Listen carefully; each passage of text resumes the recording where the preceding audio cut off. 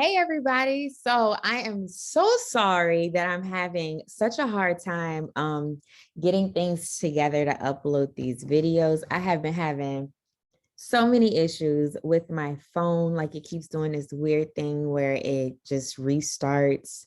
So I've been trying to record these videos. I'm gonna finally go to AT&T and get this fixed or either get a new phone today. But we are still resetting in the month of May. I hope that you guys have were able to take had some takeaways from the first video that we did on having an attitude of gratitude. I hope that you've been taking time out to journal the things that you're grateful for, affirm the things that you're grateful for.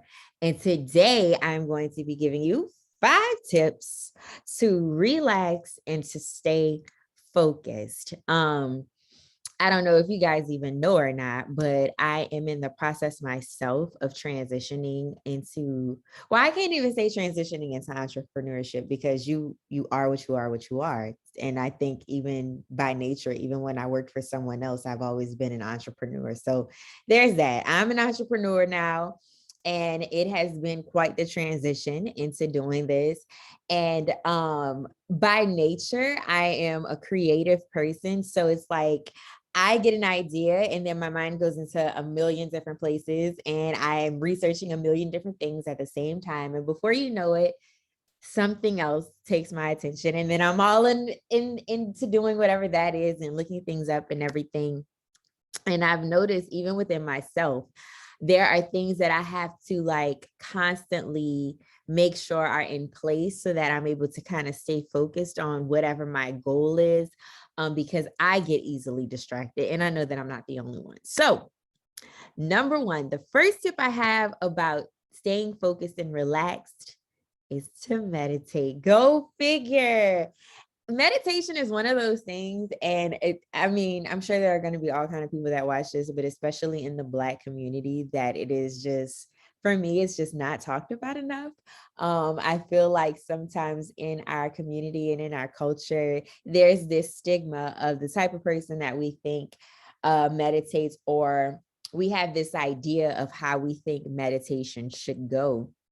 And something, a little practice that I started doing, because I can't just sit in Indian style with my hands open, ready to receive. Like that's not my stance for meditation. And I began to understand as I took a deeper delve into it, like meditation can look like a lot of different things for a lot of different types of people. For me, I can sit up like in a chair. I would prefer not to though, but like I'll sit up in my bed or I'll just lay completely flat in my bed or on the floor. And as you begin to practice, like you could easily fall asleep. Like I know when I first started, I would fall asleep all the time, but now I've been doing it so much. It's like as soon as I close my eyes within the first minute, I'm able to kind of go into a meditative state, like a just a blank.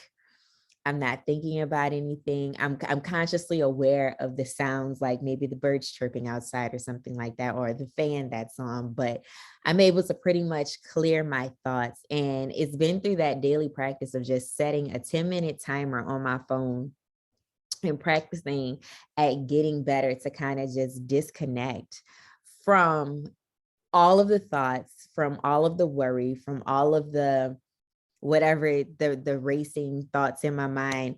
And I just like sit back and it allows me to be able to kind of shut down. I always use this phrase, like sometimes you have to disconnect to connect. So I feel like as it relates to me being able to stay focused, sometimes when I feel overwhelmed, because most before, entrepreneurship, I was kind of remote, kind of in the office. So I had the liberty and the flexibility to throughout my day, if I ever just felt overwhelmed, I would cut everything off, I would turn the timer on my phone and then put my phone on silent, turn the phone over. And I would just dedicate 10 minutes. And it was never like a specific time of the day that I would do this. But sometimes like I think I have undiagnosed anxiety. And I just kind of felt like it kind of helped me calm everything and get to a place of just clarity. And a lot of the times, if before going into the meditative state, I had a question about something that I was concerned about or whatever, even if I didn't have a question, as I came out of the meditative state and I started going about my day, whatever the answer was, or whatever the thing that was concerning me most, the answer normally just kind of comes to me. Um, whether it be like a conversation that I have with somebody or just kind of like that intuition that speaks to us and lets us know. So that's my number one tip for staying focused. My number two tip, which kind of leads in, kind of goes with number one, is taking a break. Listen, sometimes you just gotta say, fuck all that. Fuck them people, fuck them children, fuck this job, fuck my spouse. And excuse the language, but like sometimes it's just like that. Stop and take a damn break. I am so grateful for the weather right now. I just go outside. If you're at work, ask for a 10-minute, it don't matter who, they can give you a 10-minute break. Go outside and just take a 10-minute break and just step away from whatever it is. And if you're feeling overwhelmed, it's good to be one, when you decide to take a break, it's good to be intentional about the time you spend taking this break. So again, the timer on your phone is like such a lifesaver. Set some time out, set specific time to go out, take a break, breathe in deeply, breathe out, and think about whatever it is that you're doing, whatever the goal is. And then you could go back and be intentional about whatever it is that you're working on. Moving on, number 3, set an intentional to-do list. Personally, I try to map out my week on a Sunday. I'll take some time out on Sunday to kind of think about what I need to do Monday through Friday or Monday through Thursday, whatever the time is you want to dedicate to whatever you have to do. If you're an entrepreneur, like you might want to have a specific day that you do bookkeeping and stuff like that, or you might have a specific day that you set aside to do content creation. But be intentional about your time, because when you're not intentional about your time, you kind of wake up and you give the day and life the ability to just kind of do whatever it is that it's gonna do. And then you're trying to constantly catch up, and then you don't feel fulfilled if you didn't get certain things done. So just be intentional about your to-do list. I personally am an analog girl living in a digital world. I still have a regular planner that I have to write things down, cross things off, like, and I don't know, it's something about, and in that particular page, I had scratch marks with my pen, but for me, it's something about highlighting the things that I get done. Like I feel so studious and ready and accomplished. So it sounds so like silly, but if there are personal goals that you're trying to meet, whether it's in your health, whether it's in your side hustle, your business, or even just when it comes to just household operations, I think sometimes you could get super overwhelmed with remembering when this bill comes out, or set the time out to wash them clothes, set the time out to play with your babies. Like, be intentional about the time that you spend, and really set intentional to-do lists. It'll help you to maintain your focus. It will help you to not be so stressed out, and it will help you to know whether or not you're on track in whatever your desired goal, whatever your desired outcome is. Number 4, get some damn rest. Stop scrolling Instagram. That's me saying it to me.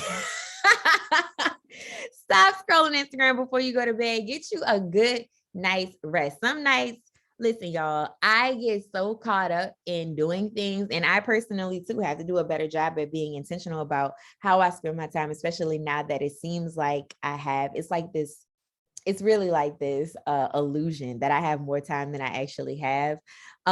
So I get kind of caught up, and I'm still doing tasks that I was supposed to be doing during the daytime at nighttime. And before you know it, it's midnight. and my alarm goes off at 4:30 in the morning. So I'm not getting an adequate amount of sleep. Get your rest. You need rest to be able to function. I know that we live in a society where our jobs, our children, the responsibilities of life make us feel like we're robots, but we're not. You need rest. You need water. That wasn't on here, but you need water. I'm doing pretty good today based on the time. You need your water and get you some good rest. And sometimes rest for you or a break for you is at home. It's paying that extra couple of dollars for a babysitter to send them to your mama, send them to the babysitter, send them by their pole, whatever, for you to take the time out and get the rest that you need. Sometimes it's really taking the time out to plan that vacation that you've been putting off so you could just relax at the beach for your pina colada or whatever. But get you guys some rest.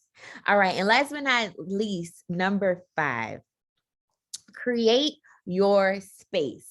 I think creating a designated space to wherever you want to handle your task, handle your business is so important when it comes to staying focused. Because for me, I could go downstairs, but my dog, like I would prefer to be downstairs at the table because I don't necessarily have a desk yet. But my dog is he ghetto.